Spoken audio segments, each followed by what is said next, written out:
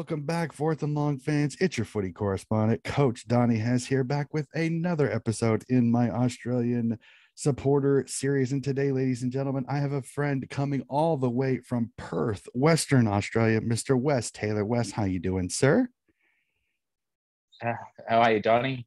I am not doing Good. too. Thanks for having us on your show. No problem at all. Well, I like starting my episodes off kind of getting to know the person I'm chatting with just a little bit outside of the game of footy. I mean, we're all here to talk footy, but well, let's stay out just outside of footy just for a second. Just a real quick bio of who you are, sir. Yeah. So I'm obviously in Perth, 33 years of age. I'm one of six, so quite a large family. Happily married with three young kids, and yeah, I'm a boilermaker by trade. Yeah, life's pretty good. Awesome. That is great. So I got to ask, being in Western Australia is another one of those states that is footy mad. So I got to ask, what's your favorite thing about the sport of football? Um, well, obviously, being in Perth, Western Australia, we're fairly remote, isolated. We're very passionate about the footy game. We've only got two teams, obviously in the AFL out of Perth, and just like it brings everybody together. So Saturday, Sunday, footy games on. You have a barbie, a couple of beers, and yeah, it's good. Awesome. So we stay with it. I got to ask, can you remember your earliest footy memory? Um, my earliest footy memory would be I was probably on the couch at Nana and Pops from a young age. Probably would have been about 4 or 5 years of age. One player that stood out to me was Wirrapunda. It was a young Aboriginal at the time, but just the way that he used to play the game, that was one thing that stood out to me as a young kid. Yeah, plenty of moments that stood out after that, but yeah. All righty. We jump from there. And the people that are watching the YouTube video will already kind of know who's your club, but I got to ask, who's your club and how did you come upon supporting them? So my club's the West Coast Eagles. We were the first non-Victorian team to join the VFL at the time. It was 1986. And yeah, sort of followed, like I hung out with Nan and Pop a fair bit, and that was their team. So I took it on. Yeah. All righty. Pop played his Pop. Well, Pop didn't play AFL, but he played waffle with Swan Districts. So that's a fairly well-known club within the district here. That's where Nick Natanui and a few other players came from. Yep. Very popular team out there from what I hear. So it sounds like it was a family relation, and I know that there's always this very heated rivalry between Fremantle and West Coast now that Fremantle's come in the league. So I gotta ask, is there anybody in the family that's bucked the trend and supported another team, even if it was Fremantle? Not so. Myself and my brother are probably the two biggest footy followers out of the family. My wife is originally from Melbourne, and she was a big Collingwood supporter growing up. But yeah, no Freo Dockers supporters within the family. Thankfully, they can follow any other team, but oh, the Western Australian rivalry stays strong for sure. So I'm gonna ask this. Well, can you remember the first West Coast Eagles item that you were given or bought? would have been a scarf from Nana. That would have been about four or five. Yeah. Awesome. That's really, really cool there. So we jump for it. I'm one of those, like, being over here in the States, it's not always easy to watch the games. You got to wake up at early hours. It's kind of insane. So I consider myself a little bit of what I would call a diehard. I pay attention to all the games. I pay That's good. attention to the rumors and all that. So for me, I like kind of finding out how people enjoy their, what I call, fandom, or how they support their club. So really quickly, could you describe how you support or your fandom of the West Coast Eagles? Well, it took probably 7 or 8 years as what they call in the wings member, where you sign up. I'm not too sure how much it was, but you sign up per year and then you're in the wings. So you got to wait. I think I waited about 8 or 9 years before in the wings, before I got full membership, where you pay your money and you get all home games, or 11 home games that you got access to, same seat every game.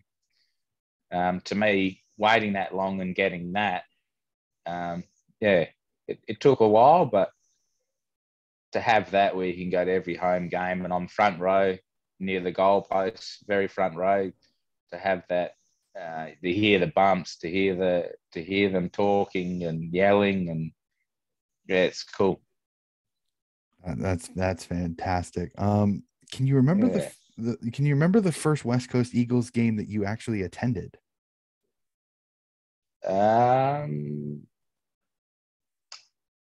Yeah, it would have been back at Subiaco Oval, the original Footy Oval, home of the Eagles. Would have been Melbourne v West Coast. I'm not too sure of the year that it was, but um, that's when West Coast have always been thereabouts. They haven't been, I mean, probably 1 or 2 years where they've been really down, but apart from that, they've always been thereabouts. So um, back then as well, Melbourne were quite a good team, quite talented players. That, yeah, it was a good game. Awesome. My next question is kind of, I find this one always interesting because it's like choosing your favorite child. Sometimes it's not easy for everybody. Can you pick your favorite player of the past, and then do you have a favorite player currently on the Eagles list? I think favorite player of the past is I'd have to split between Ben Cousins and Chris Judd. Um, Both chalk and cheese. You know, obviously Cousins had his problems, and but didn't take away from him being such a gifted, talented player. Um, and Judd, yeah, if you've ever seen a highlights video of Judd, sort of speaks for itself. Current player, I've got a soft spot for Kennedy, Josh Kennedy, local boy as well.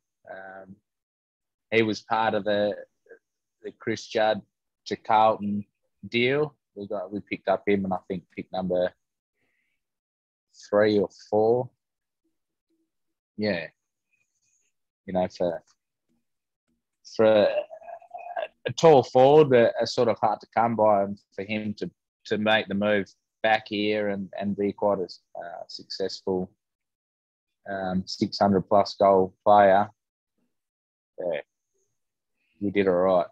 And a long career at that, and a guy that's going to be well known for the Eagles. So, um, Yeah, as you kind of said, the Eagles have had a ton. They've had a ton of success being the first out of Victorian team to join the league, considering Sydney moved up to New South Wales from South yeah. Melbourne. So you were the first one and the first ever team to ever win a premiership that was not a Victorian based team. So I got to ask, with all that success, do you have a most memorable moment as an Eagles supporter?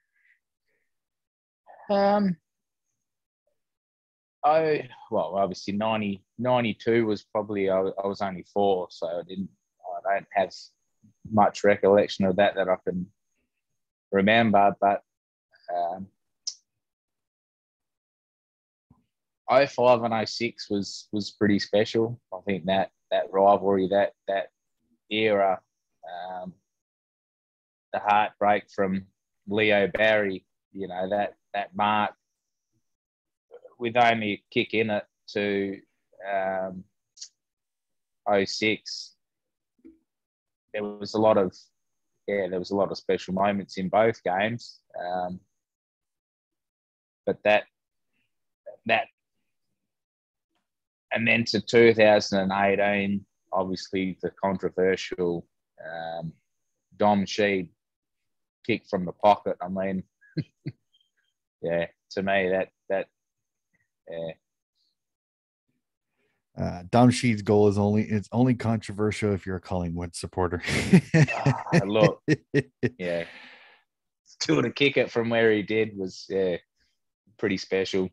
Yeah, it's absolutely just absolutely insane. And still, to me, I say is one of the best grand finals I ever had the pleasure of seeing, for sure. That was one of the best games, just a great game of footy overall. So we've talked a little bit about the past. Let's just go to the present a little bit more. And this season, again, West Coast was kind of up and down a lot this year. This was a very, very difficult year, I think, for West Coast. Just nothing seemed to go ever perfectly the way I think a lot of West Coast supporters thought it would. So what were your thoughts on this season as a West Coast Eagles supporter?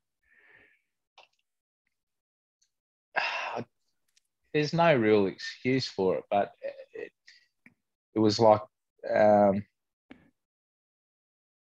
sort of like two steps forward, one step back. So they'd always have a good game. They seemed to get it together, and then they had to travel. I don't know whether it's always been a bit of a problem where traveling, it's a hit and miss. So it was always the hoodoo of having to go to the MCG, having to go to Melbourne or the SCG.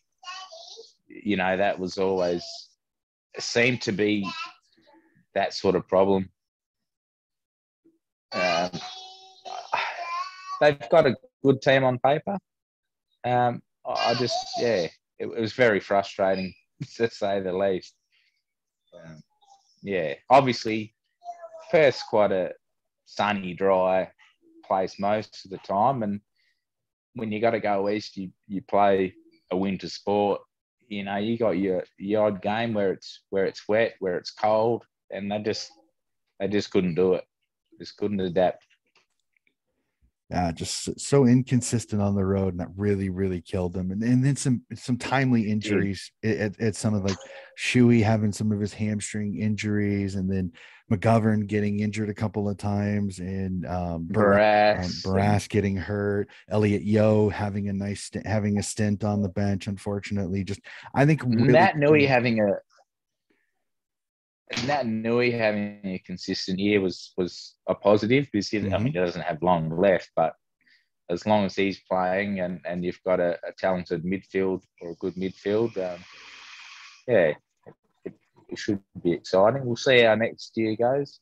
Yeah, Nick Nat's one of those. When he's on. He can be the most dangerous guy on the field, but there are times that he can get a little bit off. It just kind of depends. Yes. But when he's on, he's the most dangerous ruckman in the competition, because he's just so athletic and so dangerous. So the hit out to advantage, and then the follow up. Exactly. Yeah. For a bloke that's 200 plus centimeters. Completely agree there. So we've hit the off season a little bit. We're not fully through it. We still have the draft to go through, but free agency period's done, trades period's done.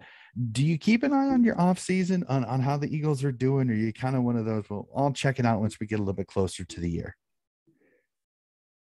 I'm always, obviously, you see on social media, but from sort of leading up to trade to during trade and draft, I like to follow. It's always handy to see what. I mean, we didn't do too much in the trade. We brought in Trevsky Seaton, who's obviously was a pick number 6.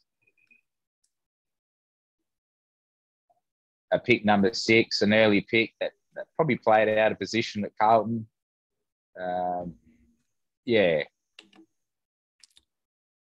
obviously draft, like we we sold the farm to pick up Tim Kelly from Geelong, and we sort of played ourselves out of the draft there for a bit. But yeah, to have a couple of early picks, I think we've got pick at the moment, pick number 10. So we haven't had one since Andrew Gaff, which was pick 4. So to go in with some handy young picks, we'll see what we can do and have a bit of faith in the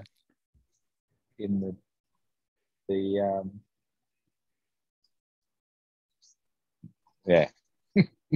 It'll be interesting, especially with the WA strong presence. Considering they still got to play almost this entire year, I think this could be a big year for WA product. So I'm hoping West Coast gets that bounce back. So I jump from there to. I hear a lot of people have expectations for their team, and I'm one of those. I don't like saying expectations because it's like you want this to happen. I kind of go with the flow. There's some things I'd like to have happen, but I don't want them to be expectations. So what are your thoughts? Do you expect anything from next season, or are you kind of one of those, you hope, but if it doesn't happen, you understand?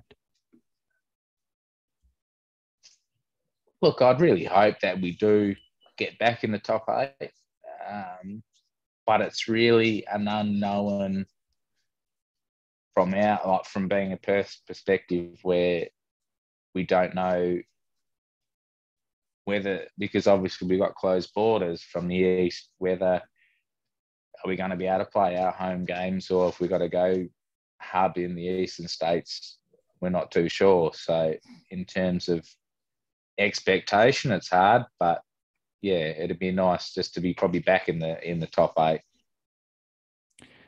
And you got a list to do it. It's just the biggest thing is staying healthy, and then how's your recruiting? And then one thing I'm very fascinated going to next year is how is Willie Rioli come back into the fold? Considering he came back in last year, we'll really have to see how he turns out, because he's a dynamic player when he's on the field. Unfortunately, he hasn't played footy in a while, so we'll have to see.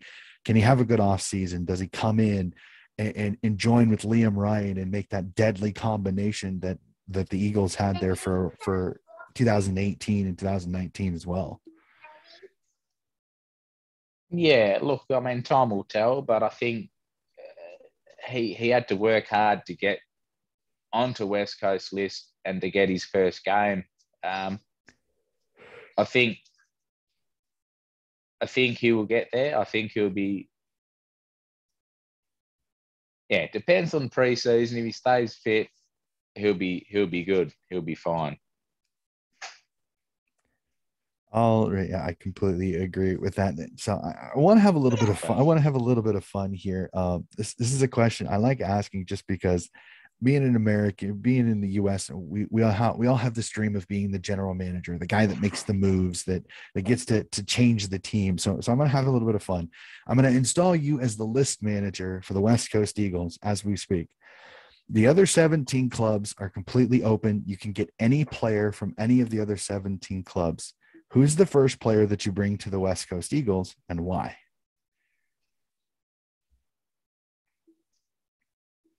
Oh, that's a hard one.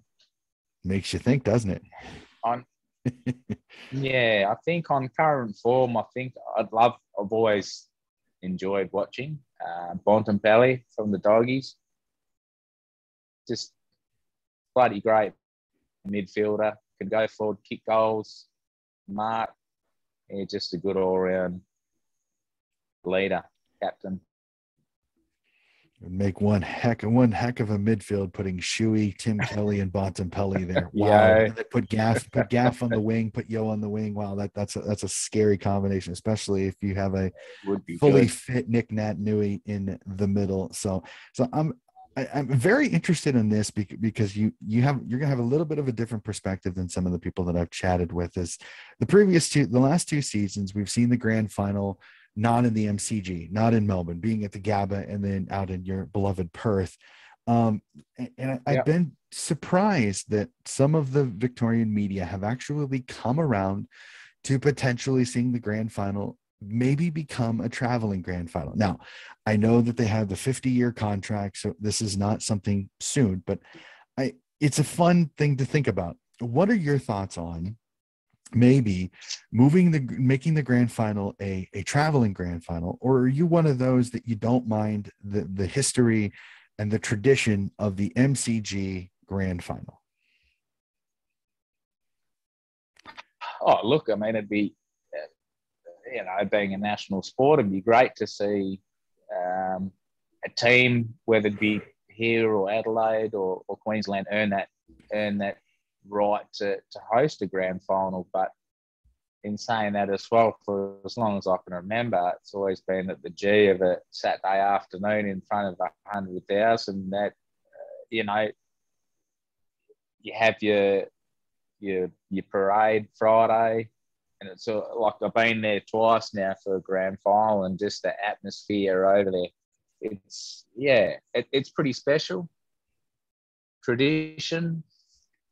But yeah, I think seeing how well Queensland have hosted, and obviously Perth, I think it's something that could become a national host. But yeah, there's something special about MCG Grand Final.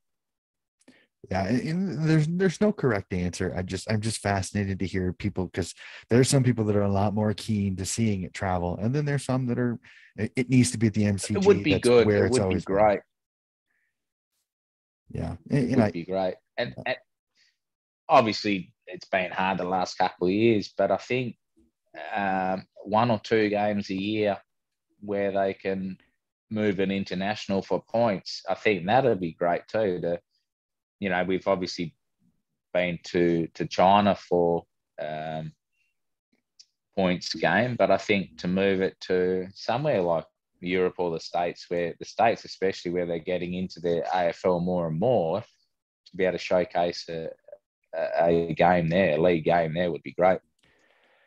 Oh, there's a lot of people over here that would absolutely love it, and I can sit here and tell you this, to the Australians that are listening to this, there is enough people that if a game did be played, it may not have a stadium, it may be on just a regular field, you're going to get a nice crowd. I know several people here in the States that will travel to LA, to Dallas, to Florida, to New York, wherever this game, if they play a game in the States, if they play it, we got people that are going to go. There's no doubt. I can guarantee you that right now. So I love that idea. I hope it happens. And I can see it happening. I can definitely see it happening before a round robin grand final, or like a grand final being anywhere but MCG. Yeah, that 50-year contract is gonna make that a little bit difficult, but I'm hopefully, it's interesting to hear the conversation change just a tiny bit from where it was a few years ago. So I'm an active follower of the AFLW. I think that the product is getting better and better. I think women's sport is getting more publicity, it's getting more options, and I absolutely love that. So I have to ask, Definitely, do you keep an eye on the AFLW? And then if so, do you keep an eye on the Lady Eagles, and kind of what were your thoughts on last year's West Coast Eagles women's team? Yeah, like obviously through social media, like obviously it's not televised as much as it probably should be, but as a sport, it's definitely come a long way since it was just Melbourne and Doggies women's team. Obviously, West Coast were one of the latter teams added to the AFLW, so they've got a bit of a way to go. But the Freo women's team are quite strong and should be quite competitive next year for the premiership. That was hard to say, huh? Look, yeah. So the rivalry in WA goes deep for sure. I love it. That's absolutely awesome. So we'll have a little fun with some of these later questions, just because I'm being being something I really want to get over to see a game as soon as I possibly can. So I'm doing a tiny bit of research in these episodes. When I go to the game, sometimes Yeah. there's always food there, especially Americans. We love our food. I know. So I got to ask, what's your go-to food when you go to the footy?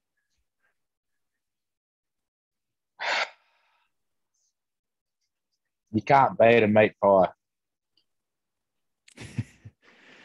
The most That common answer. and yeah, it's easy to eat, easy to hold beer in one hand, pie in the other, and still watch the game.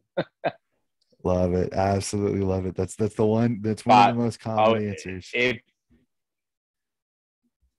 there was some good American food at the footy, yeah, bloody oath. For sure. So another thing in my research that I wanted to do is I got to ask, for you, when you go to the footy, where's your ideal place to sit to watch the footy?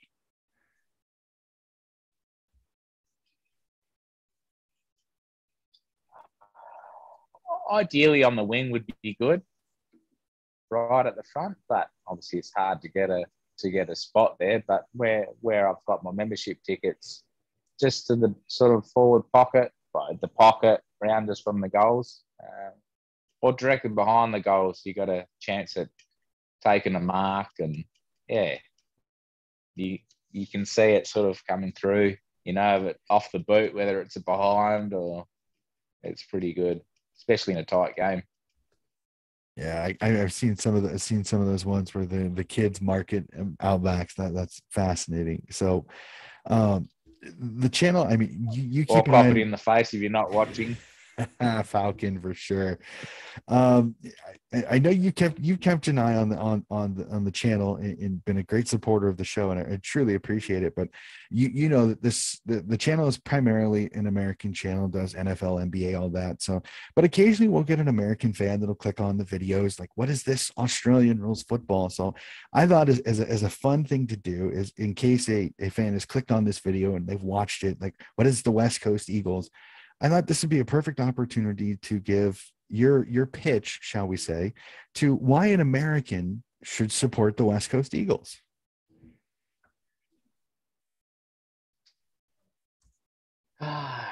It's a hard one because you want to leave it up to the individual to pick, but I think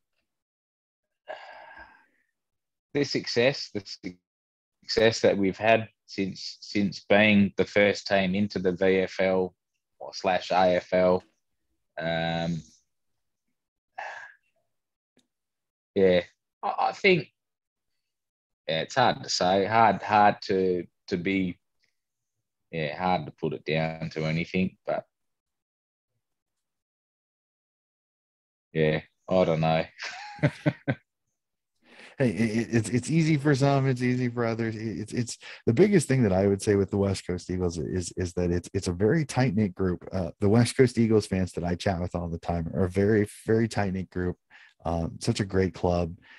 I agree with the success and they stand for a lot of things. So it's definitely a good choice. And Yeah, the ones that I've seen that have picked the West Coast Eagles have genuinely enjoyed the interactions with the Australian fans, and I truly appreciate that. And I know I'm a Swans fan.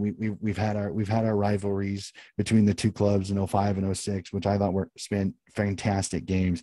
But I've always respected the West Coast Eagles, such a great club. They've had some great players, and I'm one of those. I give respect in hopes that the respect is then given back, because I think it's the best way to be cordial amongst these. Because I know sometimes some people can be definitely. less than good opponents. So I've always respected the West Coast Eagles. So my last question that I like to ask, and this is a fun one for me because I like hearing all the different answers, and I have a lot of different answers. Favorite game of footy that you've ever seen, whether live or on television. Favorite game of footy that you've ever had the pleasure of seeing.